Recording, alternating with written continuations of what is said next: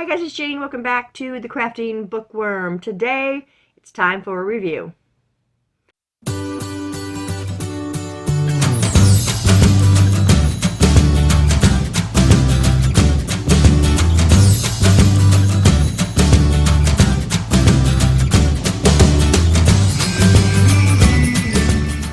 Okay, welcome back guys. Welcome new subscribers. Thanks to all of you for your continued support. I appreciate each and every one of you. So, today we are going to review The Measure. This is by Nikki Erlick. I believe I picked this book up last year around the time my sister was here, and I think we were going to read it together, and it never happened. And so, when it was time for me to choose my next book, I checked my bookshelves and saw this book, and I'm like, oh, I've forgotten I had that book. And I decided to pick this one up and read it, and fantastic. So in this story, we're following a group of people, and then globally people, if that makes any sense. So the story is that everybody goes to bed one night. They get up the next day to start their days, whatever they do to start their days off. They open their door, and out there on their porch or next to their door or somewhere near is a box. And engraved on this box, it says, "The measure of your life." Now, first of all, you see this box and you're like, it's kind of ominous. Like, who knows anything about the measure of my life, And, of course, people would look in the box, and things would start to become evident.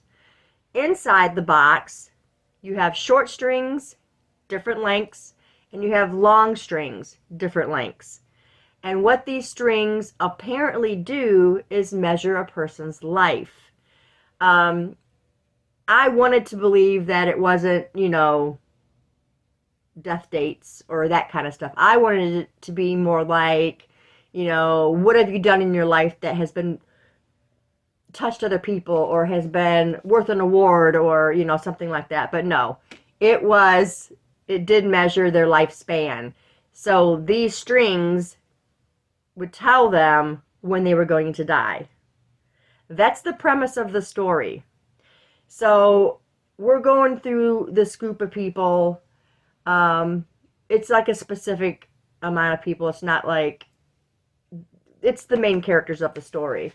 And you learn from them what their life is like, what their jobs are they healthy, are they not healthy, just what plane they're on emotionally, physically, and all that stuff. So all that stuff is brought into view. You find out about relationships and just all kinds of different things as you read each person's story. The one thing that I really, really enjoyed about this the most was how thought-provoking this story is. Because imagine you are not home and the box arrives. Imagine you are, across the country, you just got off an airplane, business, whatever, and you catch it on the news because everybody 22 years of age and older across the entire globe gets this box. And you hear about it. And you find out what the string indicates. And you get home. Are you going to open your box to see if you have a short string or a long string? If you got a short string, you can guess. Long string, same thing. What they had done was they took a group of people who volunteered to test out the theory because a lot of people were like, there's no way this is real. Someone is pranking somebody. And I'm thinking, really? Across the globe? Everybody? And just people didn't want to believe it. It would be hard to take that in. It would be hard to actually believe that this was happening. Was it divine intervention? What?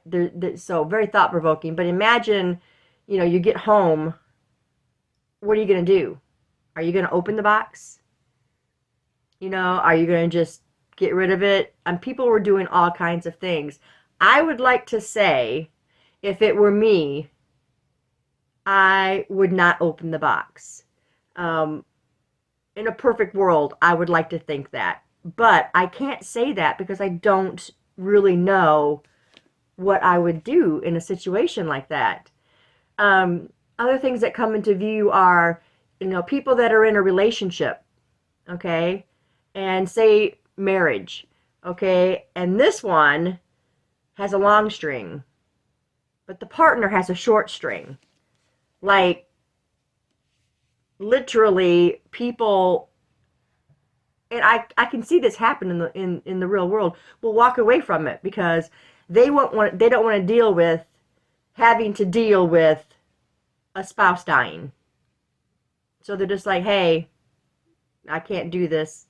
You know, we can be friends and whatever, but I can't live with the idea of having to be there when you pass away, you know. So that can't be a true love situation, you know. It makes you think about, you know, do I want to have children? You know, do I want to have a family? And it affects people in a lot of different ways. And it really made me sit there and think, you know, what would I do if I was the short stringer? You know, would I just be a pity party or would I live life to the fullest? And for me, I think I would probably live life to the fullest. That part I can answer. I just can't answer the part of whether or not I would open the box, because how easy would it be to not? You just go on with your life, you know, because I firmly believe our lives have all been planned out. So whatever is happening in your life is happening in your life. That's what it's meant to be. That is my belief. So if I keep that in mind and something like this would happen, it would really be easy for me to just push the box aside. You know, God has a plan. I don't want to know if I die. You know, I don't want to know if I live till I'm 100 years old. You know, let's just leave it as it is. So if I have that thought in mind, you know, of my beliefs, of everything happens for a reason, our lives, you know, there's a plan, there always has been, then I don't think I would have an issue with just pushing the box aside. But I know if I didn't have those thoughts, then it would be hard to walk away from it and not just, you know, take a peek. But you guys, so thought-provoking, such a great story. And the characters are fantastic. And you just, there's grief and happiness and just so much. There's just, you know, every emotion that you could feel. You feel with this, and it's a timeline. So you're going along with all these characters, whoever has short strings, all the way up to the ones that had longer strings, and you're learning about each of these characters in the story and the bonds that are formed and friendships and just all that stuff. It's a fantastic story. If you really like stories like that, if you like stories, you know, where there's something happening and it brings a group together or whatever. If you like stories like that of bonding and friendship, then this one is fantastic. If you like thought-provoking stories that really makes you think while you're reading, this is definitely the book to read. I ended up rating this book 4 stars. It didn't get 5 stars because there's parts in the story that get a little political and drag a little bit. When it got away from that, then the story picked right back up and it was good. I just don't like books that there's so much politics and stuff involved. So that's the reason it didn't get 5 stars, but the story is incredible. The characters are incredible. Definitely worth the read. I think you should pick this up and read it. I think this is her first book. I think it came out in 22. I can't find it. Yeah, 2022. So it's fantastic.